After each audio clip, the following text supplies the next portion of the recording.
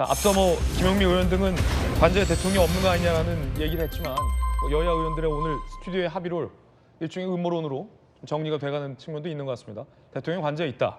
내란죄 철회를 두고 여야도 정면 충돌하고 있습니다. 그 가운데 국회 탄핵소추 단장이기도 하고 법사위원장이기도 한 정청래 위원이 대통령은 사형을 선고받을 것이다라고 단정적으로 발언을 해서 논란이 일고 있습니다. 국회 탄핵소추 단장이 이래도 되는 것인가라는 아주 간단한 질문부터 좀 드려야 될 것 같습니다. 들어보시죠. 국민의힘 의원님들은 왜 헌법재판소에서 탄핵 소추 안에 내란죄를 뺐느냐, 내란죄를 적용해서 빨리 윤석열을 사형이나 무기에 처하지 라는 듯한 인상으로 말씀을 하세요. 근데 왜 가가지고 반대를 합니까? 그러니까 민주당에서 내란 동조, 내란 공범 그런 거 아니냐라고 공격을 받는 거예요. 그러니까 공격받을 빌미를 안 주시면 돼요. 지금 여러분들께서는 아니 헌법재판소에서 왜 내란죄를 빼냐, 내란죄로 극형에 처해야지 이렇게 주장하시는 거 아니겠습니까? 헌법재판소에서는 헌법재판을 하는 것이고 법원에서는 내란죄에 대한 형사재판을 하는 것이에요. 내란죄를 형사재판하는 법원에서 윤석열은 사형을 당할 거예요. 선고 당할 거예요. 그러니까 헌법재판소에서 내란죄를 헌법으로 판단한다고 해서 너무 걱정 안 하셔도 돼요.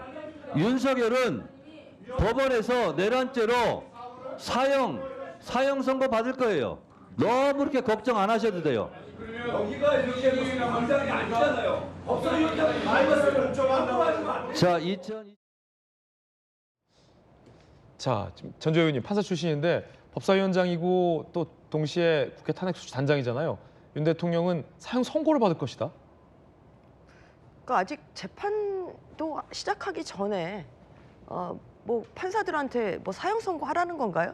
아까 뭐 이성윤 의원이 공수처장을 향해서 총을 맞고라도 체포를 하라 그렇게 지령을 하는 것이 굉장히 부적절한 것처럼 마찬가지로 이것을 보는 이 사법부의 구성원들은 중형을 선고해야 하는 그런 부담감을 줄 수 있다는 점에서 너무나도 그거는 굉장히 부적절이라는 말이 모자랄 정도로 그렇게 아주 잘못된 그런 발언이라고 생각하며 저것 때문에 어제 또 법사위도 뭐 파행이 되지 않았습니까? 그런데 뭐 가장 이제 중요한 것은 내란죄 부분이 사실 이제 탄핵 소추 안에 지금 아직까지도 포함이 됐느냐 아니냐에 대해서 민주당이 어제 탄핵 소추안에서 뭐 말 한마디 뺀 적이 없다고 얘기를 합니다만 저도 TV로 지켜본 바로는 지난주 금요일에 헌재 그 공개 변론에서 국회 측 변호인이 그렇게 얘기를 했거든요. 이 부분 그 내란죄가 성립하는지에 대한 이런 형법적인 부분은 뭐 이것은 굳이 받을 필요가 없다. 이러한 취지로 저는 이야기를 한 것이라고 지금 기억을 하고 있는데 저는 그것은 위법이라고 생각합니다. 예. 왜냐하면 탄핵소추나 아니면 그 파면을 결정할 정도의 그런 중대한 사항이라는 것이 꼭 헌법 위반 말은 아니에요. 헌법에서도 직무를 행함에 있어서 헌법이나 법률을 위배할 때 탄핵소추할 수 있다 이렇게 돼 있습니다. 법률 위반만으로도 탄핵소추가 가능해요. 근데 가벼운 법률 위반은 아니고 중대한 법률 위반입니다. 그렇기 때문에 특히나 이 12월 3일에 있었던 그런 상황이 이런 것이 내란죄가 해당한다고 하면 그건 중대한 법률 위반 아니겠습니까? 그렇기 때문에 이 탄핵 소추에 있어서는 헌법적인 부분뿐만 아니라 네.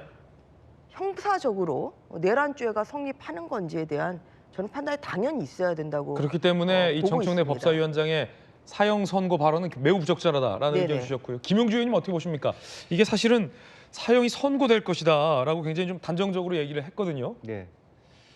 스스로 법사위원장이 지니고 있는 무게와 권위 자체를 좀 잊어버렸다 그렇게 봐야 될 것 같고요. 네네. 대한민국의 법사위원장으로서 좀 전체적으로 좀 재판의 결과라든지 다만 이제 발언의 배경은 어쨌든 헌법재판소가 헌법과 또 개헌법과 형사소송법에 따라서 형법에 따라서 하지만 어쨌든 형사법에 대해서는 별도의 말하자면 재판을 통해서 될 것이고 그것은 내란에 준하는 정도의 위법 행위가 있기 때문에 뭐 사형도 받을 수 있다 뭐 그런 얘기는 할 수 있습니다만은 너무 강한 너무 많이 나간 얘기였다 이렇게 얘기할 수 있는 것 같고요. 사형이 선고될 것이다. 걱정하지 마시라 이렇게 얘기했군요. 예, 그런 부분은 사실은 뭐 정치적 발언인 것인데 더군다나 지금 현재 뭐 오늘 아침에 우리가 하고 있는 것도 절차적 정당성, 법적 정당성을 따지고 하나하나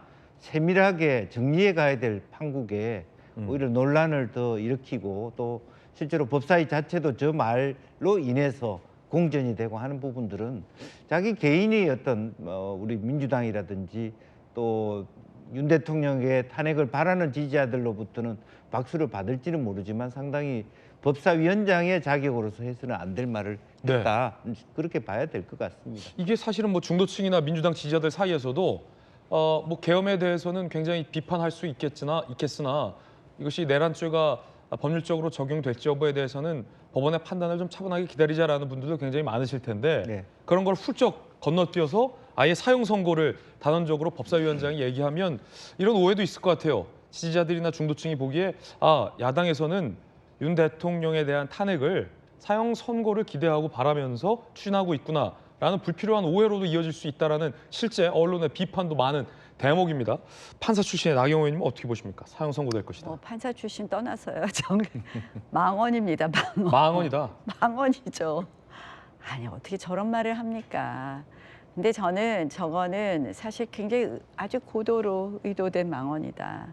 결국 저런 발언을 통해서 걱정하지 마시라 이렇게 하는 것은 결국 공수처나 다 당신들 윽박 지르는 거죠. 그런 정도로 중재니까 이거 따라서 제대로 뭐 집행하고 해라 하는 윽박 지르는 용이라고 생각을 하고요. 사실은 저런 이야기를 하면서 왜 탄핵 소추 사유에서는 내란죄를 뺐을까? 민주당이 지금 이제 그것으로 내란죄 뺀 것으로 문제가 되니까 지금 막 주워 담느냐고 내란 행위는 그대로 놔둔 거고 탄핵 소추 사유에서는 하나도 안 뺐다 이러는데요. 한번 생각해 보십시오. 어떤 사람이 죽었어요.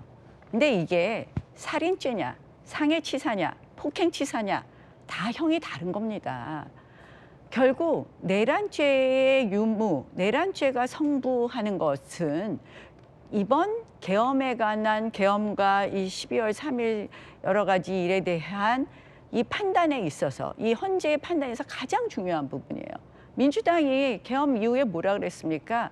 내란 수계다 하고 해서 정말 내란죄로 줄줄이 지금 구속도 됐고 이미 어떻게 보면 이번 탄핵에 있어서 핵심은 내란죄입니다. 내란.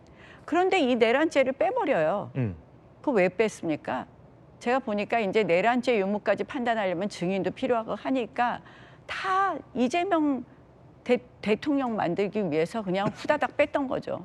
그게 문제가 되니까 이제 또 내란 사유는 그대로 놔둔대요. 내란 행위는. 이게 말이 됩니까? 한번 생각해 보세요. 이것이 어떤 이유로 돼 있는지 따져봐야 되는 거예요. 살인죄인지 아니면 상해치사죄인지 따져봐야 되는 거 아닙니까? 정말 우리 홍준표 시장이 재미있는 말씀하셨는데 여태까지 내란죄라고 하다가 여태까지 내란이라고 떠들다가 내란을 쏙 빼고 탄핵안을 지금 탄핵 심리를 받겠다.